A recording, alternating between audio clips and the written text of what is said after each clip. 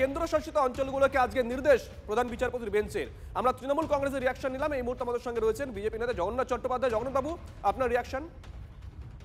ঠিকই তো বলেছে সুপ্রিম কোর্ট।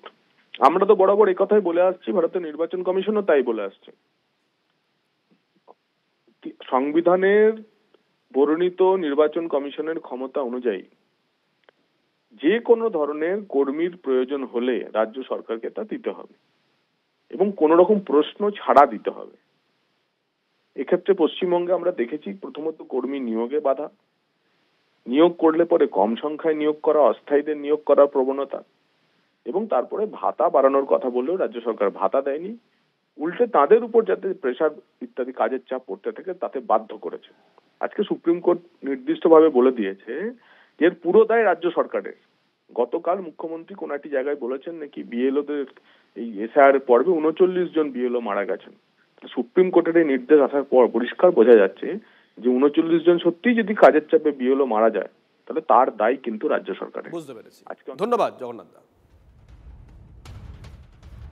এদিকে কমিশনের বিরুদ্ধে ফের পথে তৃণমূলপন্থী বিএলওরা। সিও দপ্তরের বাইরে নতুন করে উত্তেজনা। কমিশনের বিরুদ্ধে চাপ তৈরির অভিযোগে লাগাতার আন্দোলনে বিএলও অধিকার রক্ষা মঞ্চ।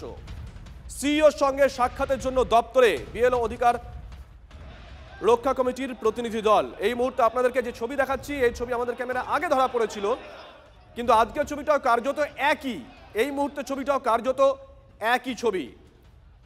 বিএলও অধিকার রক্ষা মঞ্চ, যারা মূলত তৃণমূলপন্থী বিএলও বলেই পরিচিত, তারা লাগাতার ওখানে ধর্ণা দিচ্ছিলেন, বেশ কয়েকদিন ধরেই ধর্ণা দিচ্ছিলেন। আজকেও তারা কার্যত ঠিক একই রকম চাপ তৈরি করার চেষ্টা করে কমিশনের উপরে।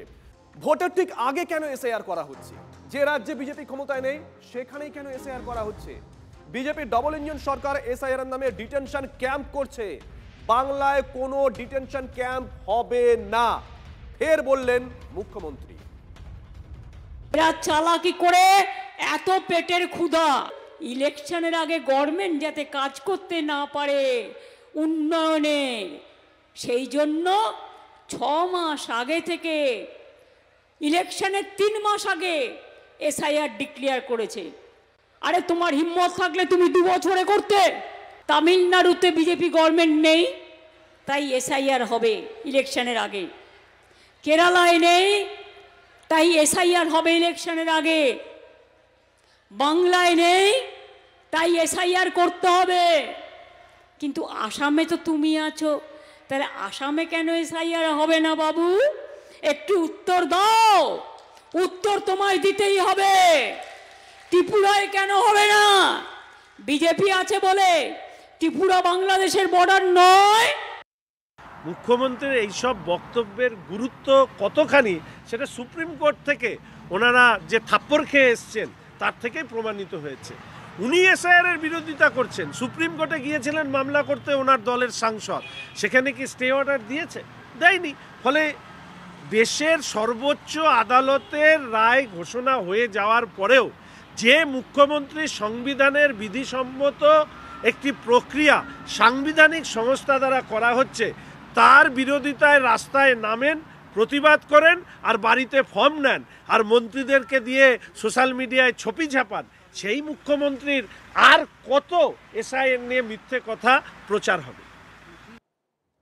আর এই মুহূর্তে সরাসরি নজর রাখতে হচ্ছে নামখানার দিকে। এসআইআর